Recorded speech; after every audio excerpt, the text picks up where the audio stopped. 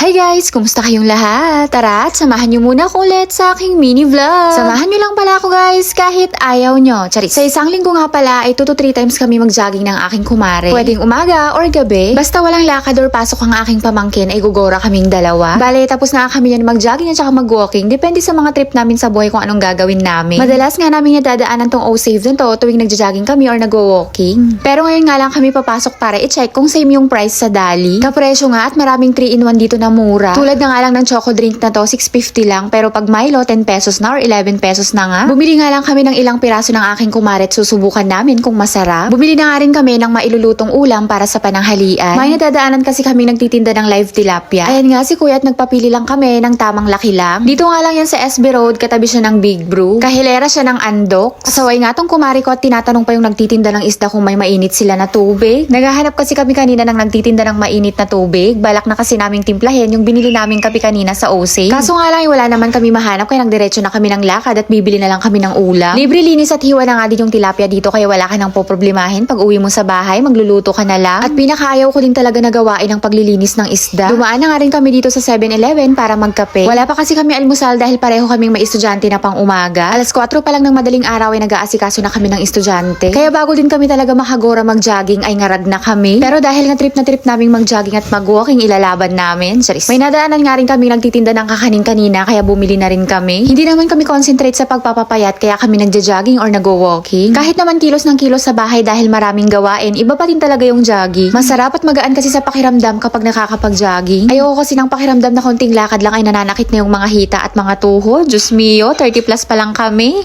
So hayan, pagdating ko nga sa bahay ay tulog pa si Samira. Pinagbuksan nga lang ako ng pamangkin ko pero syempre hindi niyo siya makikita kasi nga takot siya sa camera. Diyos mio. Nilapag ko nga muna sa lababo yung mga pinamili ko at aayusin ko muna yung mga paninda namin. Pag-araw kasi ay sinasabit ko isa-isa yung mga chichirya sa may screen door namin. Wala kasi talagang ibang mapaglagyan kundi dyan lang talaga. Pati mga biskwit at cupcakes ay dyan ko lang din nilalagay. Iniipit ko lang din niya sa screen door. Tapos pag gabi magsasarado na ipapasok ko uli. Medyo matrabaho pero okay lang naman. Yung iba nga talaga nasa labas lahat ng paninda tapos pag gabi pasok lahat talaga. Kaya tong sari-sari store ko nga ay parang pantry na lang din namin. Kung may bibili ay bibentahan kasi nga looban tapos napakadaming tindahan sa may labasan namin. Pero kahit gano'n ay 2 beses pa din ako mag-order sa grocery sa isang linggo. Pansariling gamit nga lang namin, merienda ni Cypher at ni Samira, baon nila sa school ay ubos na yung mga yan. So hayan, pagkatapos ko nga i-display yung mga chichirya at mga biskwit ay magluluto naman na ako ng ulam namin para sa pananghalian. Yung tilapia nga na binili ko ay sasabawan ko yung mga ulo. Yung buntot naman ay iwanan ko, ipiprito ko para panghalo sa gulay sa susunod na araw. So hayan, naglagay na nga ako ng tubig sa kawali tapos nilagay ko na yung ulo ng tilapia. Nilagay ko na nga rin yung hiniwa kong sibuyas tsaka ako tinakpan. Alam ko namang mas magaling kayong magluto sa akin pero syempre kukwentuhan ko pa rin kayo para naman hindi boring habang pinapanood nyo ako. Nang kumulo na nga nilagay ko na yung nor sinigang. Sorry naman agad sa lagayan namin ng asin pero yung talagang tunay na aesthetic. Charis. Hinalo-halo ko nga lang ng konti at nilagay ko na rin yung kamatis. Dahil tamad akong gumamit ng sangkala na hiniwa-hiwa ko na lang yung kamatis dyan. Nilagay ko na rin yung 2